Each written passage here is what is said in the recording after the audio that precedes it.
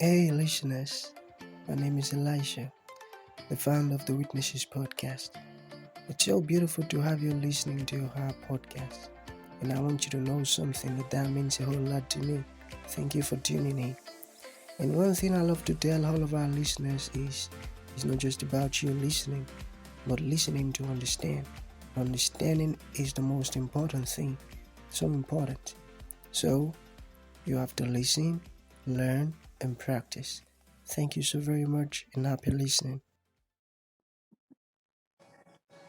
Hi, Angela. It's so nice to have you on the show. How are you doing today? I'm doing very well. Thank you for having me today. Yeah, that's so good. Of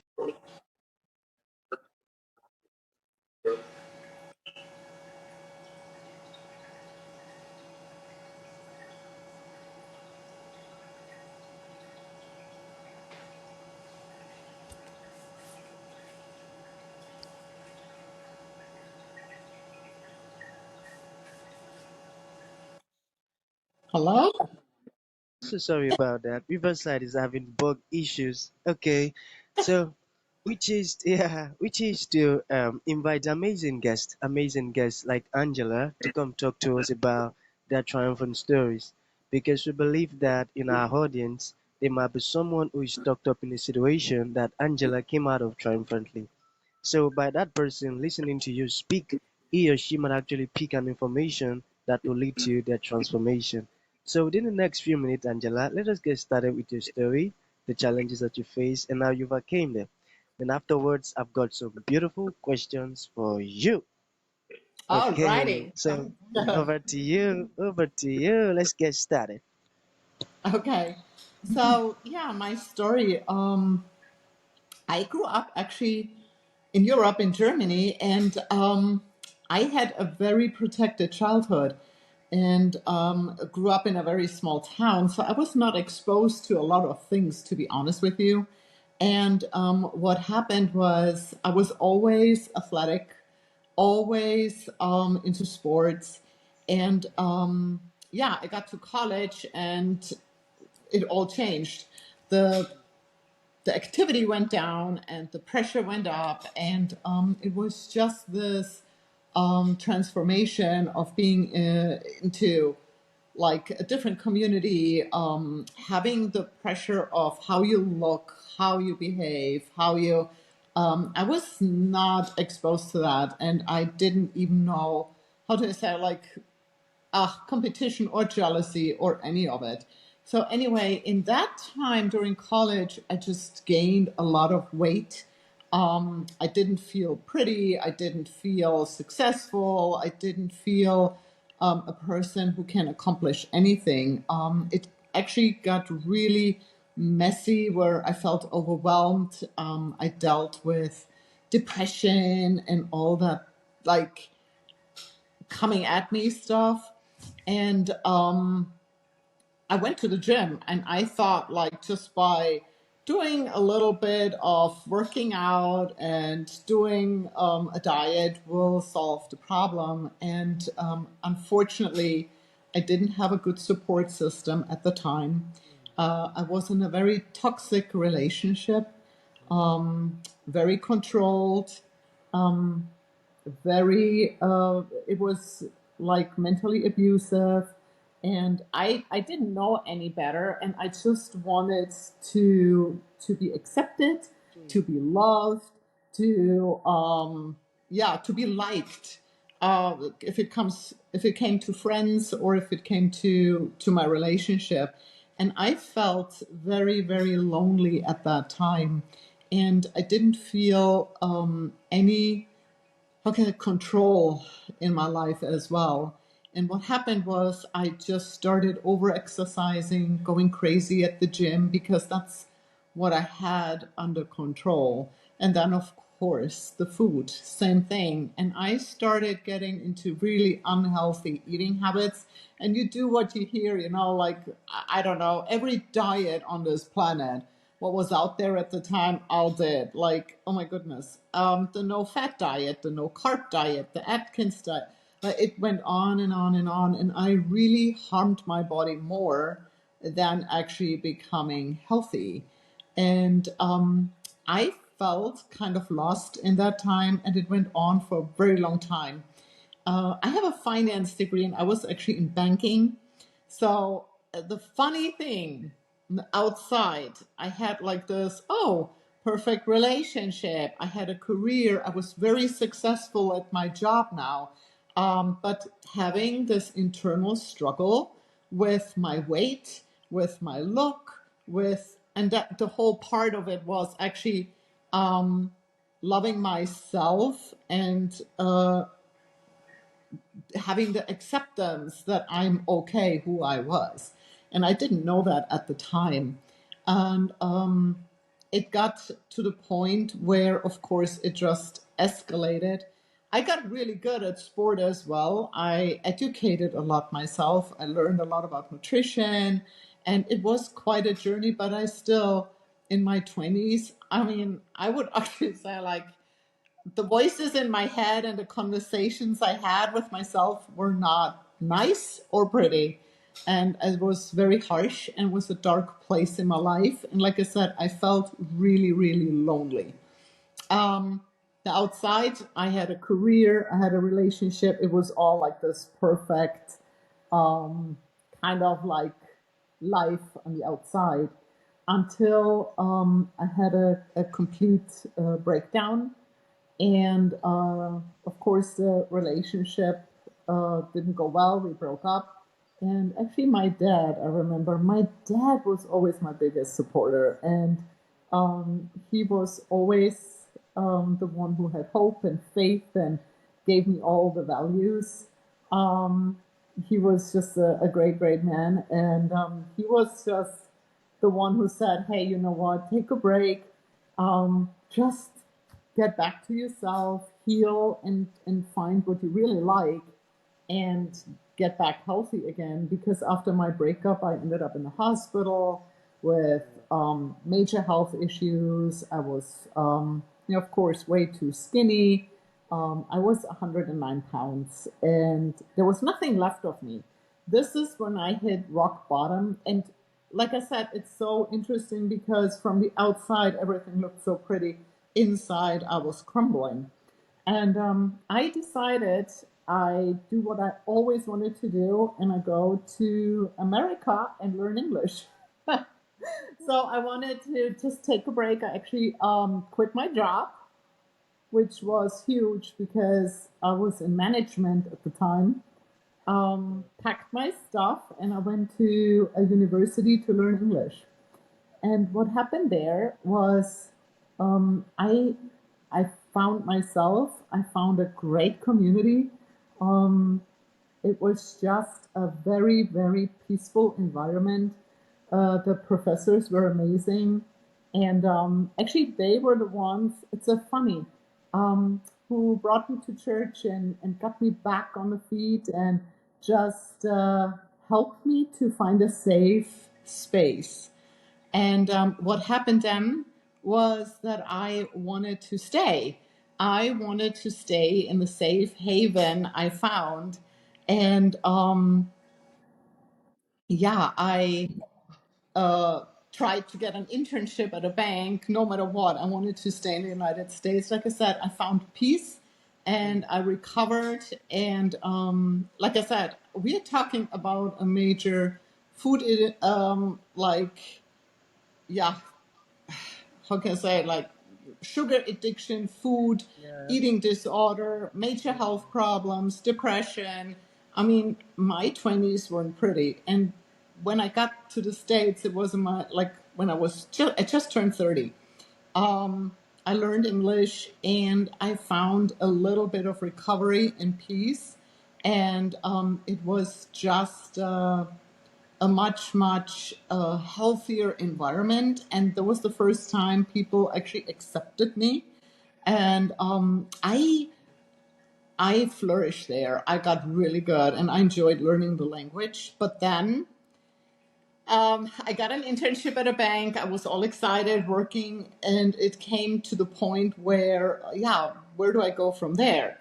And what happened was my immigration lawyer told me, okay, in order to stay, you can't get a work visa or anything. Are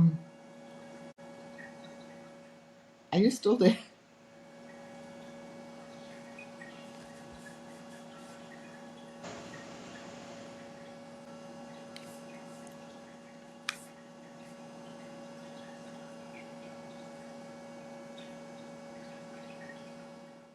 Hello?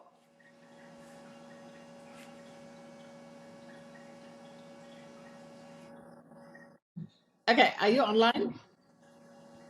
Okay. Are you online? Yeah. Okay. So, sorry, it just went away. um, so yeah, then it came to the point. Okay, you're in the bank, you're doing an internship, but you can't stay because, as a banker, you don't get a green card. You don't get a work visa. You have to go back to Germany. And I'm like, oh my gosh, I really don't want to go. How can I stay? And my immigration lawyer actually said, well, if you have special skills, you can stay in the United States. I said, well, the only special skill I have is I'm really good at lifting weights and, yeah, doing bodybuilding.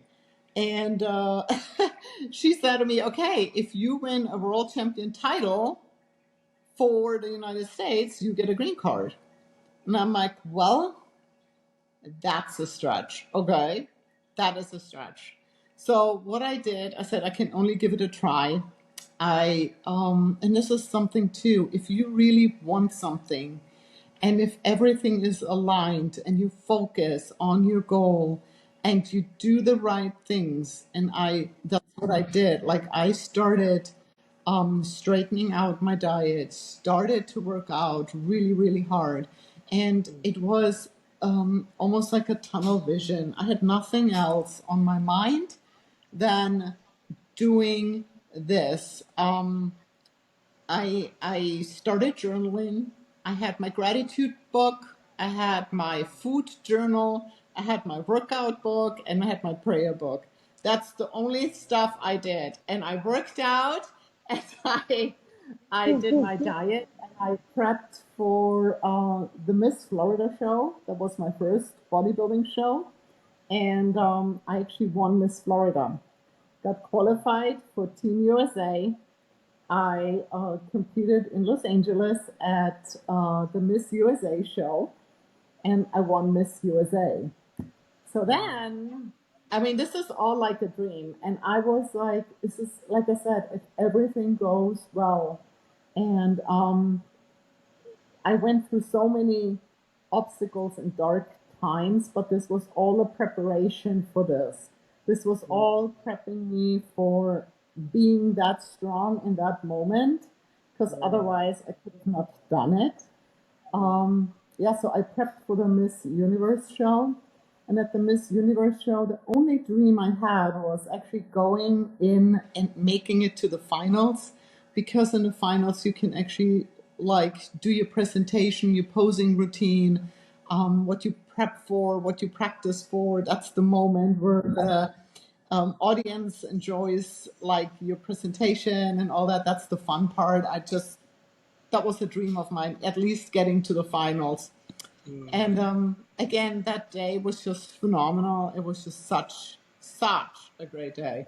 I felt good. I did my prejudging in the morning. I had my black bikini where you get compared with all the other competitors. And trust me, Miss Universe was a big show. I mean, that was a huge show going on. And I was just very proud being able to represent the United States that day. And what happened was I made it to the finals. I was able to do my posing routine. I had an American flag bikini, Okay. and I was posing to the song by Michael W. Smith, Here She Stands. It's Okay. about the American flag. Yep, very famous song. And yeah, I did that.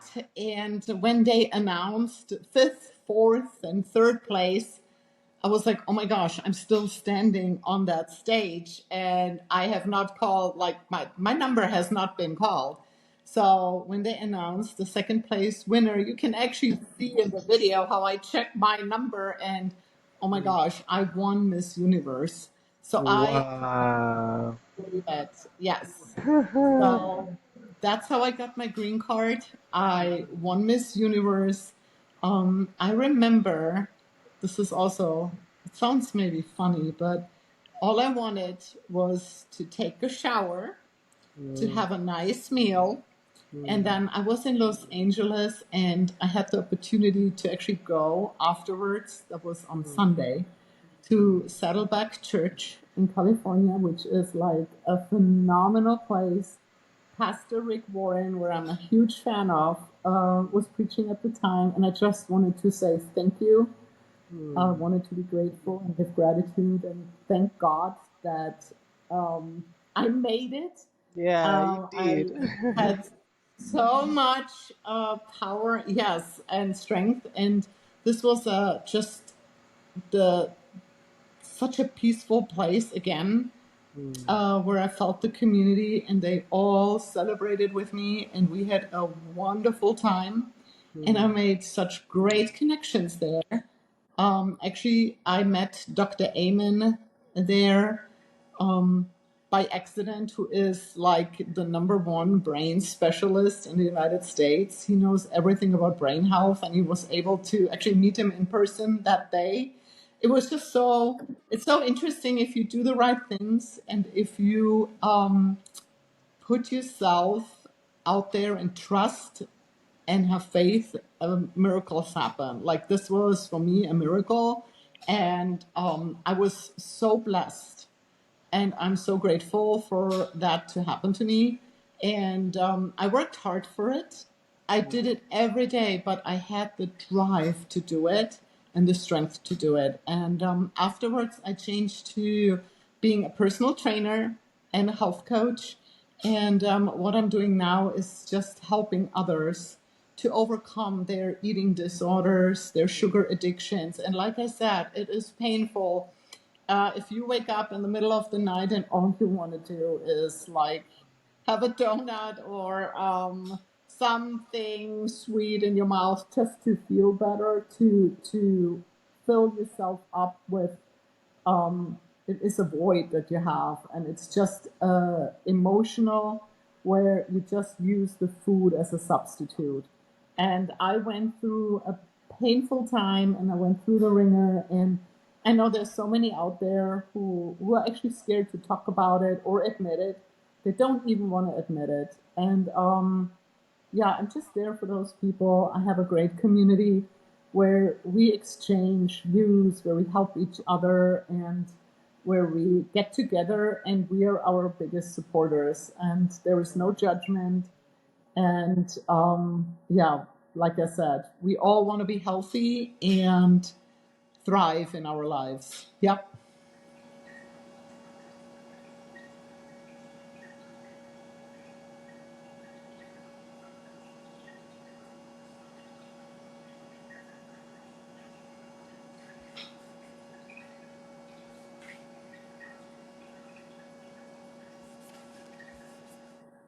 Here you go.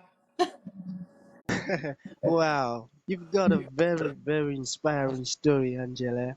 I tell you, your story is such an inspiring one. Okay, so you've literally answered most of the questions that I planned to ask you. So I have just two Okay. questions to ask you. So the very Yeah, first bring it one on. is, yeah, why does women need to build muscles? Like, why does women need to build muscles? That's the first one. Okay. Oh, this is a very good question. I love this Mm-hmm. question. Thank you for asking Great, that. great. Um, Yeah. I think in society there is a wrong take on. We are too much focused on losing body fat and not building muscle. Muscle is the organ of longevity. Okay, Yeah. so did you hear that? Please say that again. Yeah. Can you say that Okay. again? Okay, so we have in society the wrong take on. Mm, We are so focused on the body fat, And women need to look actually on their muscle, on the quality of their muscle. Muscle is the organ of longevity. The muscle communicates with everything in your body. Men have just in general more muscle than women. So women need to really make sure to build a good quality, because if you have good quality of muscle, you have better bones. The bones adapt, so no osteoporosis. If you have better muscle, it communicates with your digestion. You have just a better metabolism. And women struggle so much with insulin resistancy and metabolic syndrome. And I mean, you hear them say, oh my God, I just look at food and I gain weight. Yeah, because your muscle quality is not there. The better your muscle quality is, the better your brain function is, the better you have, you control your hormones. Hormone regulating is so much better for your mood, for your focus, like I said, brain function, for your nervous system. So the muscle is where it's at. And it's not difficult to have good muscle quality, but that's where it starts. And we never address the muscle. We always address everything else. Why is my thyroid not working? Why do I have headaches? Why am I depressed? Why do I gain body fat? We are looking at it from the wrong side. You have to look at the muscle. The older we get, the more muscle we lose. And what happens too, the quality of the muscle goes away. It's like, I mean, this is a odd comparison, but just think about a fillet steak. That's how you want your muscle to be. Not marbled, no fat in it, just a good quality piece of fillet steak. So that's the muscle quality, yes. So that's what you want. And the older we get and we are not active enough and not forcing the muscle to be healthy, the bigger the trouble is, or the more trouble you get into. A lot of health issues. Yeah. I got that. I got that. Wow. I'm learning some beautiful things here.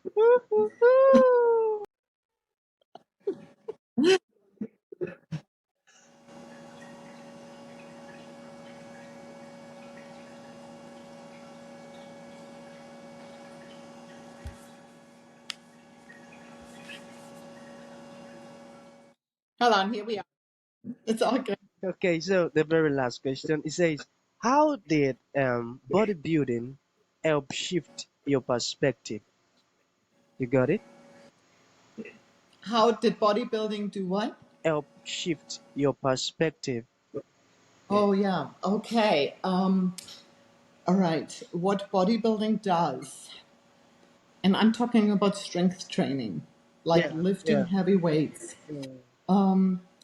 If you do this on a regular base, consistency is key. So if you do this on a regular base, not only build your muscle, you also build your willpower. You also build your strength to stay on course. You have willpower is a muscle as the physical muscle in your body, and you can only train that if you try every day to go to your limit and lift heavy. It is a push. You try every day to do your best. And if you do this every day and knowing you put the best you can that day into your workout, you have such a good, strong start for the day. I train in the morning. If you do it at night, same thing. You have an accomplishment where you say, wow, I did it. And this helps you so much to create a strong willpower in other aspects in your life. You are not a quitter. You get so strong in everything else. And this is another thing. You have to be consistent. You have to train every day. Now, do you have to give every day 100%? Do you have to do every day a high intensity workout? No, you don't. I want you to show up 51%, meaning you showed up. You did your best you can that day. Not every day is the same. You Yeah, yeah, can't always go crazy and want this record breaking workout. And that's not what I'm talking about. I'm talking about showing up and doing something. What I do is I write in the morning down 3 things I want to do that day. And there is my workout, for example, on the list. And what I do at night, and this is not a big project. When I lay in bed, I go through the 3 things. Did I do them? And then I celebrate myself that I did them. And this is another thing how you create strength, how you create power in yourself. And that's what I practice every day. And I never stop practicing it.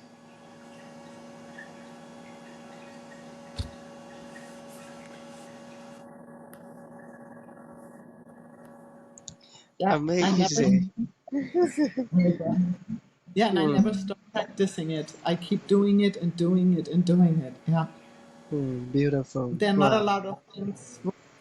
Yeah, Hmm. thank you. Can take me, of course. Oh my goodness, our conversation is so educative. Why? Because,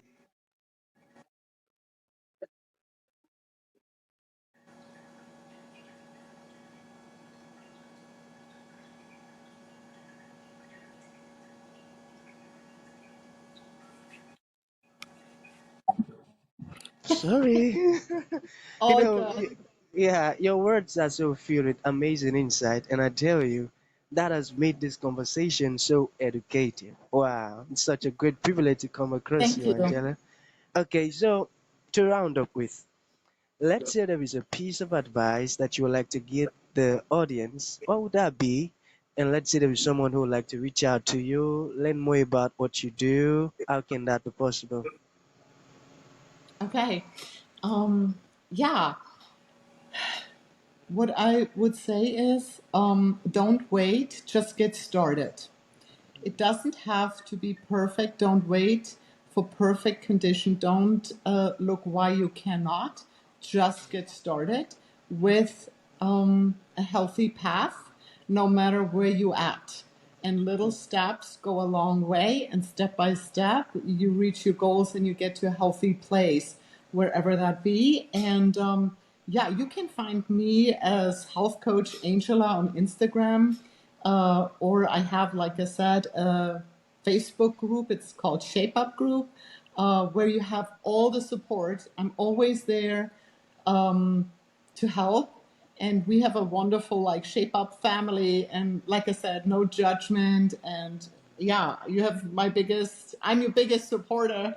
I'm always there for anybody who's looking for help. And yeah, you can find me as Angela Beyer on Facebook and Health Coach Angela on Instagram. And I would love to connect. Yes. Amazing. Beautiful. Yep.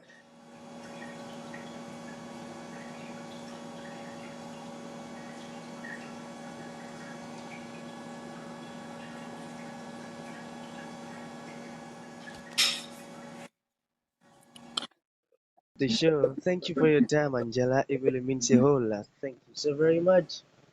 Oh, thank you. You were wonderful. Thank you so much. Thank you for tuning in to this incredible episode. Your support means the world to us, and we truly value you. We look forward to having you join us for the next episode. If you enjoyed what you heard, please consider rating and reviewing us on Apple Podcasts. Your feedback is greatly appreciated.